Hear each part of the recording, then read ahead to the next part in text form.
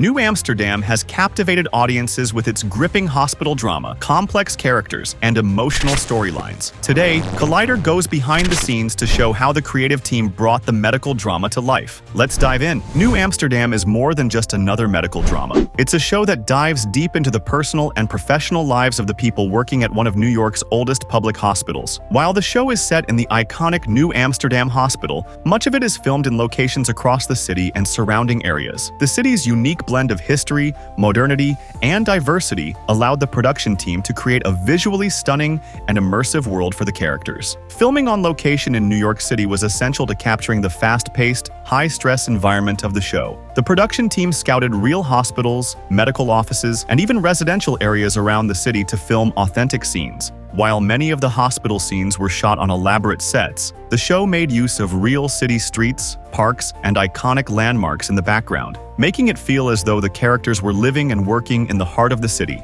One of the most notable places where the show was filmed is Bellevue Hospital in New York, which is an actual, real-life hospital with a history that spans over 200 years. The inspiration for the New Amsterdam was Bellevue. The famous hospital was used for some exterior shots to make the hospital setting seem more realistic. However, a majority of the interior scenes were not shot there, and instead, the show used a combination of sets built on sound stages in the cities of Mount Vernon and Yonkers, and some actual locations within the Big Apple itself. Other locations used for scenes set in the show's hospital included King's Country Hospital in Brooklyn and Metropolitan Health Center in East Harlem. Just as the show's hospital is inspired by a real one, our protagonist, Dr. Max Goodwin, played by Ryan Eggold, is inspired by a real doctor named Dr. Eric Mannheimer. His book 12 Patients' Life and Death at Bellevue Hospital served as the main material for the show. Dr. Mannheimer, like Dr. Goodwin, served as a chief medical officer of Bellevue Hospital for 15 years. He wrote his book after years of journaling his observations while on the job.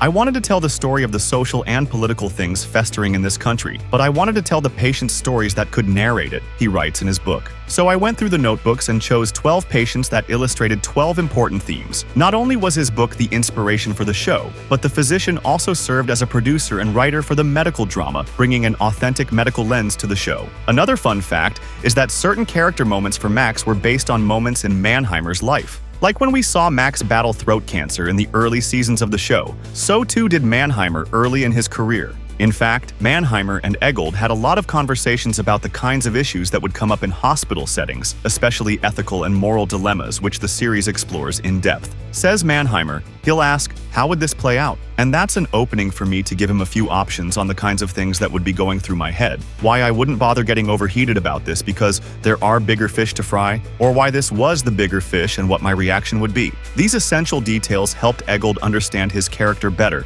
and bring to life the complexities of the role, especially as the medical director of the titular hospital. Besides Eggold, many of the other cast members had similar approaches. Their preparation was both intense and inspiring. Many of the actors participated in rigorous medical research, observing real-life hospital settings, and attending medical training to help them understand the science behind the procedures they'd be acting out. For example, Janet Montgomery, who portrays Dr. Lauren Bloom, admitted to spending time shadowing real doctors to get a feel for how to behave in an operating room. She even did mock surgeries to get accustomed to the environment. This hands-on experience with medical procedures and equipment was essential for her to portray her character as authentically as possible. Another key actor, Freema Agyeman, who plays Dr. Helen Sharp, got involved in the hospital environment by attending various charity events and speaking with real medical professionals about the challenges of working in such high-pressure environments. Agyeman would often reach out to actual doctors to gain insights into her character's behavior, particularly in her role as a transplant surgeon. This insight helped her portray the challenges of balancing professional excellence with personal vulnerabilities,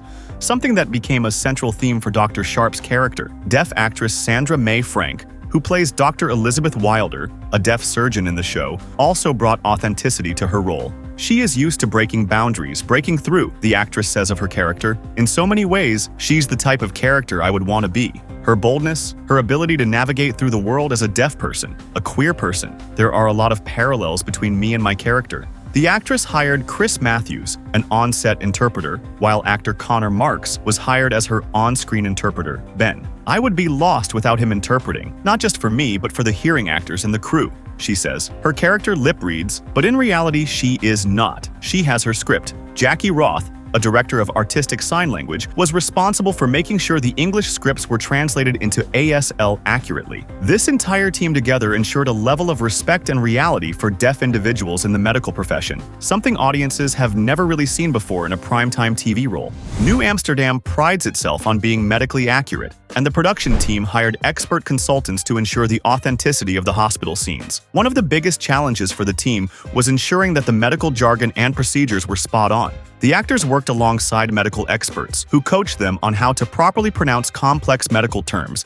and ensured they used the right techniques while portraying medical procedures. There was also a high demand for learning how to handle medical equipment. Props like syringes, IV lines, and defibrillators were used regularly in scenes, and the actors were trained to handle them as authentically as possible. A standout moment of actor commitment was in Season 1, where Eggold had to perform CPR and insert IVs into patients. With 5 seasons and 89 episodes later, the entire cast and crew had to say goodbye to their beloved series, but some of the stars were able to take home souvenirs from the set. Eggold says he's taken a jacket or two and other items from his character's wardrobe. Jocko Sims, who plays Dr. Floyd Reynolds, says he's taken his character's scrub hat, which has a very unique African design that has helped both the actor and character get in touch with their cultural roots. The set itself was a fun place and allowed the actors to bond over the 5 years of working on the show.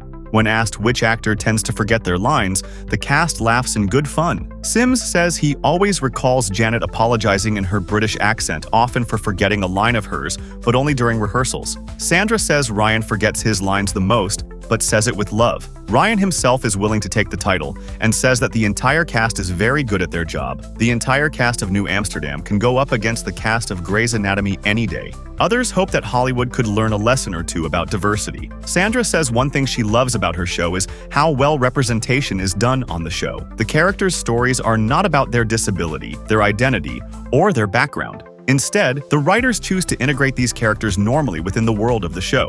Eggold says, "One person can't change the world on their own and break down the system and make everything perfect, but you can have an effect on one person's day, and that effect can sort of ripple out and create change in the world."